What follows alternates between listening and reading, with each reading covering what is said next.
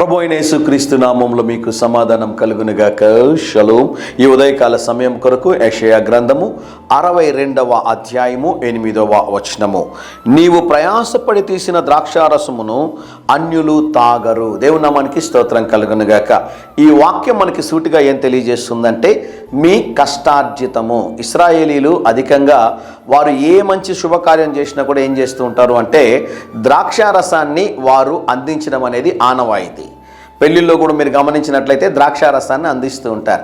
ఎందుకోసం ద్రాక్షారసాన్ని వారు అందిస్తారు అంటే, యూదులు ఎటువంటి వారు అంటే, ఈ ద్రాక్ష మనం ఎంత భయంకరంగా నలిపామనుకోండి, ఎంత గట్టిగా మనము నలిపి ఎక్కువ కాలం మనం మరగబెట్టినప్పుడు ఏమవుతుందంటే అది మంచి రుచిని మనకిస్తుందన్నమాట.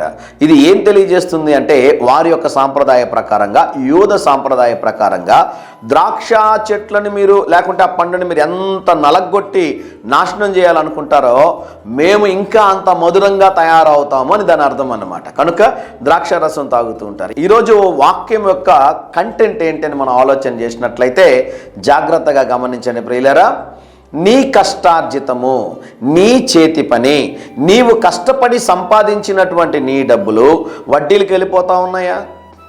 లేకుంటే అప్పులు కట్టుకోవడానికి సరిపోతా ఉందా? అనారోగ్యానికి ఆ డబ్బులు మొత్తం వేస్ట్ చేస్తున్నారా? ప్రభు మీకు ఇస్తున్న శ్రేష్టమైన వాగ్దానం ఏంటి తెలుసా? చదువుతాను చూడండి. నీవు ప్రయాసపడి, నువ్వు కష్టపడి, నీ చెమటోర్చి సంపాదించినటువంటి నీ ధనాన్ని అన్యులు తీసుకోకుండా ఉండునట్లుగా, నీవు అనుభవించినట్లుగా దేవుడు సహాయం చేయబోతున్నాడు. దేవుని నామానికి స్తోత్రం కలుగునుగాక. కొంతమంది కుటుంబాల్లో మీరు గమనించండి, జీతం వచ్చిందనుకోండి 1వ తేదీ, 1, 2, 3వ తేదీకి నా అకౌంట్లో ఉన్న డబ్బులు మొత్తం ఖాళీ అయిపోతుంటాయి. ₹1 ఉండదండి. అలా అని ఉద్యోగం లేదా? కాదు, ఉద్యోగం ఉంటుంది. అది ఏ ఉద్యోగం? గవర్నమెంట్ ఉద్యోగమో ప్రైవేట్ ఉద్యోగమో. జీతం ఎంత? 10,000, 20,000 గురించి నేను మాట్లాడడం లేదండి. ₹1,00,000, ₹1,50,000, 2 లక్షలు ఉంటుంది. ₹2 కూడా ఉండదండి అకౌంట్లో.